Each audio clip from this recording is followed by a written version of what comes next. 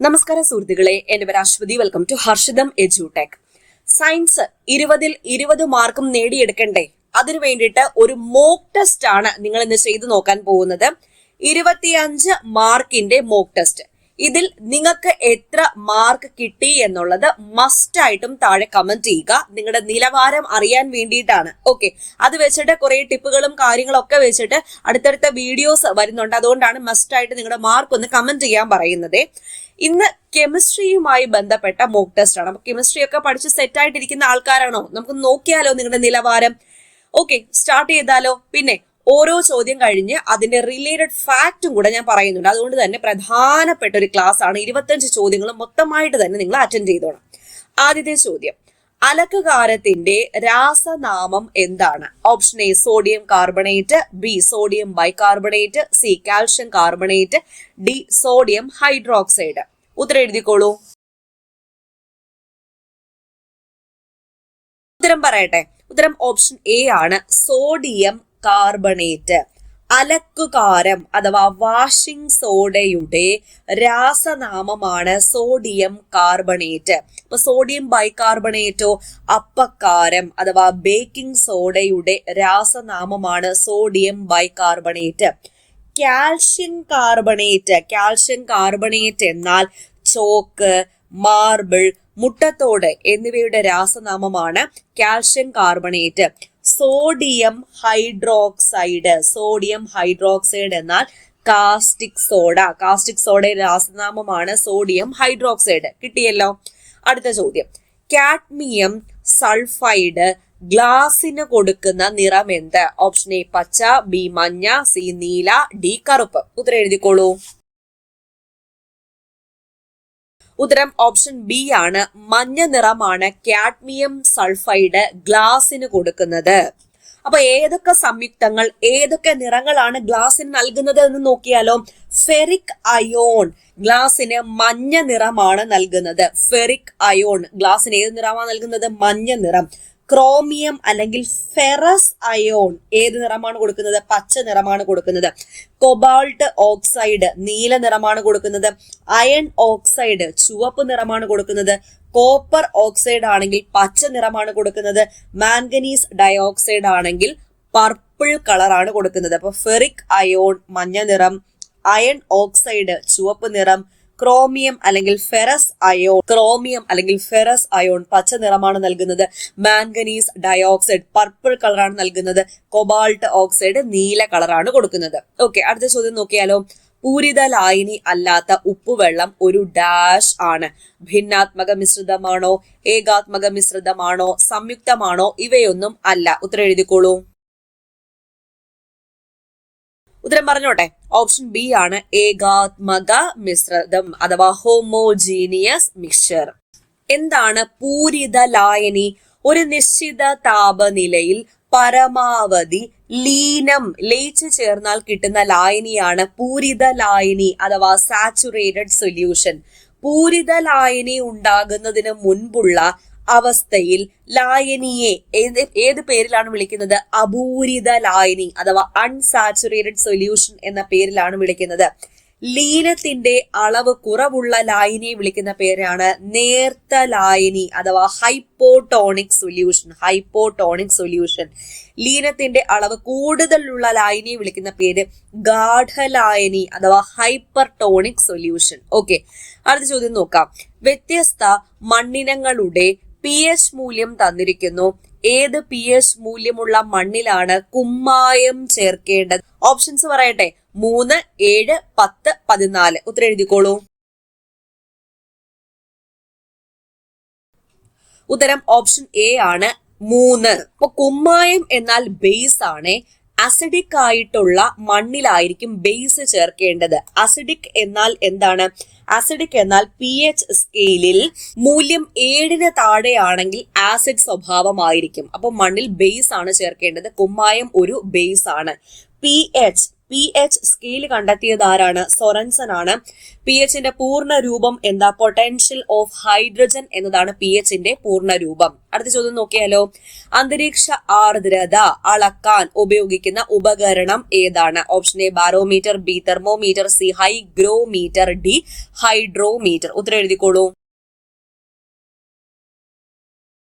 ഉത്തരം option C ആണ്. Hygrometer ആണ് അന്തരീക്ഷ ആർദ്രത അളക്കാൻ ഉപയോഗിക്കുന്ന ഉപകരണം. അനിമോമീറ്റർ എന്തിനു ഉപയോഗിക്കുന്നു? കാറ്റിന്റെ വേഗതയും ദിശയും അളക്കാൻ വേണ്ടിയിട്ടാണ് അനിമോമീറ്റർ ഉപയോഗിക്കുന്നത്.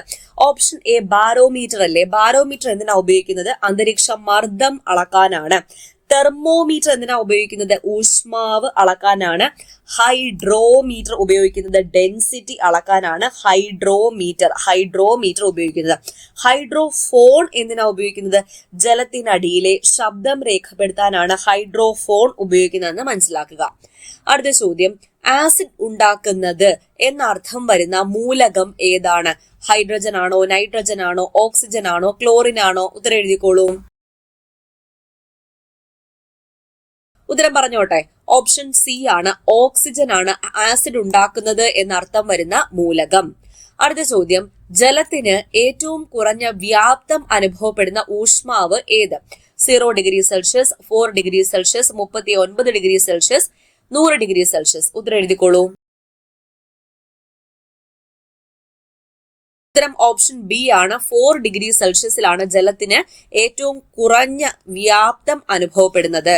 അപ്പൊ ജലം സാർവത്രിക ലായകം എന്നറിയപ്പെടുന്നത് ജലമാണ്. ജലത്തിന്റെ pH മൂല്യം എത്രയാണെന്ന് ചോദിച്ചാൽ 7 ജലത്തിന്റെ pH മൂല്യം.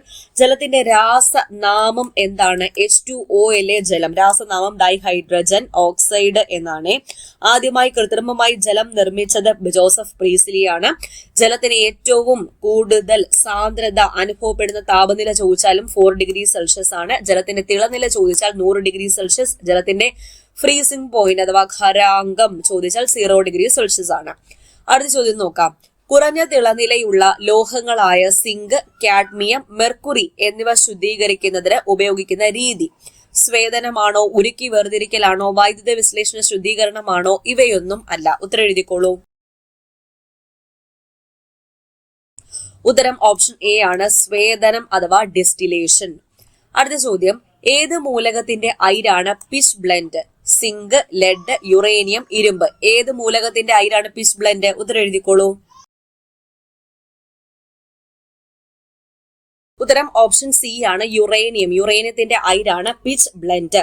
അലുമിനിയത്തിന്റെ പ്രധാന അയിരുകൾ ഏതൊക്കെയാ? ബോക്സൈറ്റും ക്രയോലൈറ്റുമാണ് അലുമിനിയത്തിന്റെ പ്രധാന അയിരുകൾ.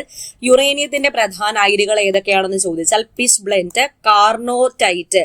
പിച്ച് ബ്ലെൻഡ്, കാർണോറ്റൈറ്റ് എന്നിവയാണ് യുറേനിയത്തിന്റെ പ്രധാന അയിരുകൾ.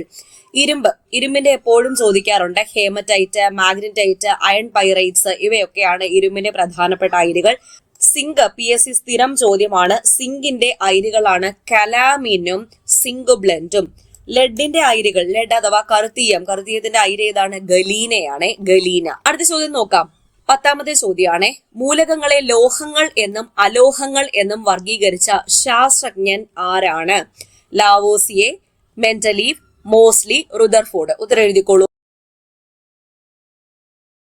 ഉത്തരം ഓപ്ഷൻ എ ആണ്. ലാവോസിയെ ആണ് മൂലകങ്ങളെ ലോഹങ്ങൾ എന്നും അലോഹങ്ങൾ എന്നും വർഗീകരിച്ചത്. ക്യാൻസർ ചികിത്സയിൽ ട്യൂമറുകളെ നശിപ്പിക്കാൻ ഉപയോഗിക്കുന്ന ഐസോടോപ്പ് ഏതാണ്? Carbon 14, sodium 24, cobalt 60, carbon 12. ഏതാണ് ക്യാൻസർ ചികിത്സയിൽ ട്യൂമറുകളെ നശിപ്പിക്കാൻ ഉപയോഗിക്കുന്ന ഐസോടോപ്പ്? ഉത്തരം എഴുതിക്കോളൂ. ഉത്തരം ഓപ്ഷൻ സി ആണ്. കൊബാൾട്ട് 60 ആണ് ക്യാൻസർ ചികിത്സയിൽ ട്യൂമറുകളെ നശിപ്പിക്കാൻ ഉപയോഗിക്കുന്ന ഐസോടോപ്പ്. അപ്പൊ കാർബൺ 12, പ്രകൃതിയിലെ കാർബണിന്റെ 99% കാർബൺ 12 ആണ്. കാർബൺ 14 ആണ് കാർബണിന്റെ റേഡിയോ ആക്റ്റീവ് ഐസോടോപ്പ്. കൂടാതെ ചരിത്രാതീത കാലത്തെ വസ്തുക്കളുടെയും ഫോസിലുകളുടെയും കാലപ്പഴക്കം നിർണ്ണയിക്കുന്നത്, അതായത് കാർബൺ ഡേറ്റിങ്ങിന് ഉപയോഗിക്കുന്ന കാർബണിന്റെ ഐസോടോപ്പ് ഏതാണെന്ന് ചോദിച്ചാൽ കാർബൺ 14 ആണ്. കാർബൺ 14 ഐസോടോപ്പ് കണ്ടെത്തിയ വ്യക്തി ആരാ? ഫെഡറിക് സോഡി ആണ് ഐസോടോപ്പ് കണ്ടെത്തിയ വ്യക്തി. അടുത്ത ചോദ്യം, ആറ്റവുമായി ബന്ധപ്പെട്ട അനിശ്ചിതത്വ സിദ്ധാന്തം അൺസർട്ടനിറ്റി പ്രിൻസിപ്പിൾ ഇല്ലേ, ആവിഷ്കരിച്ചത് ആരാണ്? Rutherford, Heisenberg, Schrödinger, Dalton. ആരാണ്? ഉത്തരം എഴുതിക്കോളൂ. ഉത്തരം ഓപ്ഷൻ ബി ആണ്. ഹെയ്സൻബർഗ് ആണ് അനിശ്ചിതത്വ സിദ്ധാന്തം ആവിഷ്കരിച്ചത്. റെയർ എർത്ത് മൂലകങ്ങൾ എന്നറിയപ്പെടുന്നത് ആക്ടിനൈഡുകളാണോ, ലാന്തനൈഡുകളാണോ, എസ് ബ്ലോക്ക് എലമെന്റ്സ് ആണോ, ഹാലോജനുകളാണോ? ഉത്തരം എഴുതിക്കോളൂ. ഉത്തരം ഓപ്ഷൻ ബി ആണ്. ലാന്തനൈഡുകളാണ് റെയർ എർത്ത് മൂലകങ്ങൾ എന്ന പേരിൽ അറിയപ്പെടുന്നത്. അപ്പൊ ആൽക്കലി ലോഹങ്ങൾ എന്നറിയപ്പെടുന്നത് ഒന്നാം ഗ്രൂപ്പ് മൂലകങ്ങളാണ്. രണ്ടാം ഗ്രൂപ്പ് മൂലകങ്ങൾ ആൽക്കലൈൻ എർത്ത് ലോഹങ്ങൾ എന്ന പേരിലാണ് അറിയപ്പെടുന്നത്. 3 മുതൽ 12 വരെയുള്ള മൂലകങ്ങൾ സംക്രമണ മൂലകങ്ങൾ എന്ന പേരിൽ അറിയപ്പെടുന്നു. 13th ഗ്രൂപ്പ് ബോറോൺ ഫാമിലി എന്ന പേരാണ് അറിയപ്പെടുന്നത്. 14th group carbon family, 15th group nitrogen family, 16th group oxygen family അല്ലെങ്കിൽ ചാൽക്കോജനുകൾ എന്ന് പറയും. 17ാമത്തെ ഗ്രൂപ്പാണ് ഹാലോജൻ. എപ്പോഴും ചോദിക്കാറുണ്ട്. 17ാമത്തെ ഗ്രൂപ്പാണ് ഹാലോജനുകൾ. 17ാമത്തെ ഗ്രൂപ്പിൽ ഉൾപ്പെടുന്ന ആൾക്കാർ ആരൊക്കെയാ? Fluorine, chlorine, bromine, iodine, astatine, tennessine എന്നിവരാണ്. 18ാമത് ഗ്രൂപ്പാണ് അലസവാതകങ്ങൾ എന്ന പേരിൽ അറിയപ്പെടുന്നത് അഥവാ ഉത്കൃഷ്ടവാതകങ്ങൾ എന്ന പേരിൽ അറിയപ്പെടുന്നത്. അതാരൊക്കെയാ? Helium, neon, argon, krypton, xenon, radon, oganesson എന്നിവരാണ്. അടുത്ത ചോദ്യം, ജ്വലനത്തെ നിയന്ത്രിക്കുന്ന വാതകം ഏത്? നിയന്ത്രിക്കുന്ന വാതകമാണ് ഹൈഡ്രജൻ ആണോ, ഓക്സിജൻ ആണോ, നൈട്രജൻ ആണോ, ക്ലോറിൻ ആണോ? ഉത്തരം എഴുതിക്കോളൂ. ഉത്തരം ഓപ്ഷൻ സി ആണ്. നൈട്രജൻ ആണ് ജ്വലനത്തെ നിയന്ത്രിക്കുന്ന വാതകം. ഐസ് ഫാക്ടറികളിൽ കൂളന്റായി ഉപയോഗിക്കുന്ന വാതകം ഏത്? Nitrogen, oxygen, carbon, ammonia. ഉത്തരം എഴുതിക്കോളൂ. ഉത്തരം ഓപ്ഷൻ ഡി ആണ്. അമോണിയയാണ് ഐസ് ഫാക്ടറികളിൽ കൂളന്റായി ഉപയോഗിക്കുന്ന വാതകം. അടുത്ത ചോദ്യം നോക്കാം. ബേക്ക്ലൈറ്റ് ഏതുതരം പ്ലാസ്റ്റിക്കിന് ഉദാഹരണമാണ്? തെർമോസെറ്റിംഗ്, തെർമോപ്ലാസ്റ്റിക്, പോളിത്തീൻ ഇവയൊന്നുമല്ല. ഉത്തരം എഴുതിക്കോളൂ. ഉത്തരം ഓപ്ഷൻ എ ആണ്. തെർമോസെറ്റിംഗ് പ്ലാസ്റ്റിക്കിന് ഉദാഹരണമാണ് ബേക്ക്ലൈറ്റ്. പ്ലാസ്റ്റിക് കണ്ടെത്തിയതാര? Alexander Parkes. അലക്സാണ്ടർ പാർക്സ് ആണ് പ്ലാസ്റ്റിക് കണ്ടെത്തിയത്. ആദ്യത്തെ കൃത്രിമ പ്ലാസ്റ്റിക് ഏതാണെന്ന് ചോദിച്ചാൽ അത് ബേക്ക്ലൈറ്റ് ആണ്. ബേക്ക്ലൈറ്റ് നിർമ്മിച്ചത് ആരാണ്? ലിയോ ബേക്ക്ലൈറ്റ് ആണ് ബേക്ക്ലൈറ്റ് നിർമ്മിച്ചത്. ചൂടാക്കുമ്പോൾ മൃദുവാകുകയും തണുപ്പിക്കുമ്പോൾ ദൃഢമാകുകയും ചെയ്യുന്ന പ്ലാസ്റ്റിക് ആണ് തെർമോപ്ലാസ്റ്റിക്. ചൂടായ അവസ്ഥയിൽ മൃദുവായിരിക്കുകയും തണുപ്പിക്കുമ്പോൾ സ്ഥിരമായി ദൃഢമാവുകയും ചെയ്യുന്ന പ്ലാസ്റ്റിക് ആണ് തെർമോസെറ്റിംഗ് പ്ലാസ്റ്റിക്. തെർമോസെറ്റിംഗ് പ്ലാസ്റ്റിക്കിന് ഉദാഹരണമാണ് ബേക്ക്ലൈറ്റ്, പോളിസ്റ്റർ മുതലായവ. തെർമോപ്ലാസ്റ്റിക്കിന് ഉദാഹരണം ഏതൊക്കെയാണ്? PVC, നൈലോൺ, അതുപോലെ പോളിത്തീൻ ഇവയൊക്കെ തെർമോപ്ലാസ്റ്റിക്കിന് ഉദാഹരണങ്ങളാണ്. അടുത്ത ചോദ്യം നോക്കാം. ഇൻവാർ നിർമ്മിക്കുമ്പോൾ ഇരുമ്പിൽ ചേർക്കുന്ന മൂലകം ഏതാണ്? ഇൻവാർ നിർമ്മിക്കുമ്പോൾ ഇരുമ്പിൽ ചേർക്കുന്ന മൂലകം ചെമ്പ്, നിക്കൽ, സിങ്ക്, അലുമിനിയം. ഉത്തരം എഴുതിക്കോളൂ. ഉത്തരം ഓപ്ഷൻ ബി നിക്കൽ ആണ് ഇൻവാർ നിർമ്മിക്കുമ്പോൾ ഇരുമ്പിൽ ചേർക്കുന്ന മൂലകം. അടുത്ത ചോദ്യം, P1V1 = P2V2 എന്ന് പ്രസ്താവിക്കുന്ന വാതക നിയമം ഏത്? ചാൾസ് നിയമം, ബോയിൽസ് നിയമം, അവോഗാഡ്രോ നിയമം ഇവയൊന്നും അല്ല. ഉത്തരം എഴുതിക്കോളൂ. ഉത്തരം ഓപ്ഷൻ ബി ആണ്. ബോയിൽ നിയമമാണ് P1V1 = P2V2 എന്ന് പ്രസ്താവിക്കുന്ന വാതക നിയമം. അപ്പൊ എന്താണ് ഈ ബോയിൽ നിയമം? ഊഷ്മാവ് സ്ഥിരമായിരിക്കുമ്പോൾ വാതകത്തിന്റെ വ്യാപ്തം അതിൽ അനുഭവപ്പെടുന്ന മർദ്ദത്തിന് വിപരീത അനുപാതത്തിലായിരിക്കും എന്ന് പ്രസ്താവിക്കുന്ന നിയമമാണ് ബോയിൽ നിയമം. എന്താണ് ചാൾസ് നിയമം? V directly proportional to T ആണ്. അതായത് മർദ്ദം സ്ഥിരമായിരിക്കുമ്പോൾ നിശ്ചിത പിണ്ഡമുള്ള ഒരു വാതകത്തിന്റെ വ്യാപ്തവും ഊഷ്മാവും നേർ അനുപാതത്തിലായിരിക്കും. എന്താണ് അവോഗാഡ്രോ നിയമം? V directly proportional to N ആണ് അവോഗാഡ്രോ നിയമം. താപനില, മർദ്ദം എന്നിവ സ്ഥിരമായിരിക്കുമ്പോൾ വാതകങ്ങളുടെ വ്യാപ്തം തന്മാത്രകളുടെ എണ്ണത്തിന് നേർ അനുപാതത്തിലായിരിക്കും എന്ന് പ്രസ്താവിക്കുന്ന നിയമമാണ് അവോഗാഡ്രോ നിയമം. അടുത്ത ചോദ്യം നോക്കാം. ഇനി പറയുന്നവയിൽ ഏതിലാണ് 0 രാസസംയോഗ ശക്തിയുള്ളത്? Lithium, beryllium, fluorine, helium. ഉത്തരം എഴുതിക്കോളൂ. ഉത്തരം ഓപ്ഷൻ ഡി ആണ്, ഹീലിയം. ചുവടെ കൊടുത്തിരിക്കുന്നവയിൽ ലൂയിസ് ആസിഡ് ഏതാണ്? NH3OH, BCl3, Cl. ഇതിലേതാണ് ലൂയിസ് ആസിഡ്? ഉത്തരം ഓപ്ഷൻ സി ആണ്, BCl3. എന്താണ് ഈ ലൂയിസ് ആസിഡ്?